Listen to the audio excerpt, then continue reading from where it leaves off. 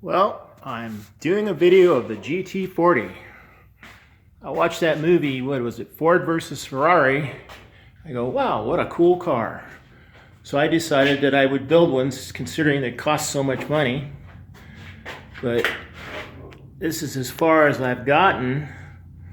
I guess I'll give you a little tour of it.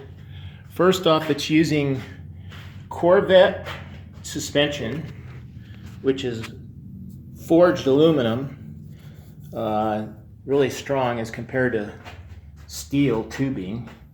Forged aluminum is used in aircraft. We make aircraft parts, so it's very expensive, but it's very strong. There's the steering box. I'm using Corvette 17-inch Corvette rims with Yokohama tires. The frame built out of steel. Just look over it real closely. A lot of it I had to machine myself. This is the shift box mixer, which mixes the to allow the transmission to shift. I had machined that out of solid billet aluminum. So there's a lot of machining on this car using a steel floor pan, and then it will be topped off with aluminum sheeting, which will be pop riveted to give the monocoque finish. So it's pretty close to getting ready to do the finished monocoque aluminum.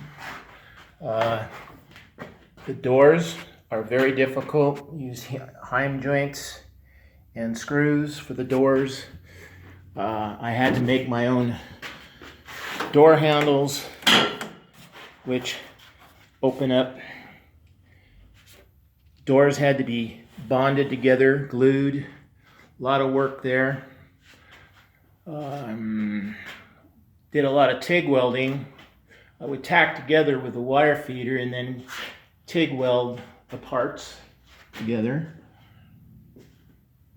The body that came with this, they don't come with this area here, which I call the stiffener. I had to create that, and what it does is it makes the clamshell close on down without it shifting, because if you don't have that stiffener in there, it becomes pretty bad for shifting. I also use these little centering pins, which center down onto the frame to lock it into place. On my CNC mill, I had to make these latches. They're not available at all. I mean, I couldn't find them anywhere. So I made these little latches that when the clamshell comes down and you take and catch it in there and push it in, it locks. There's going to be a spring in there, but that will lock it into position so the clamshell cannot come off. Additionally, there'll be a pin up here with a cotter pin to prevent that from flying off. So to open it, you would just push here, open up your clamshell, and in there will be the Ford 427 stroker made from using a roller block. So that's going to be kind of fun. I already have the transmission.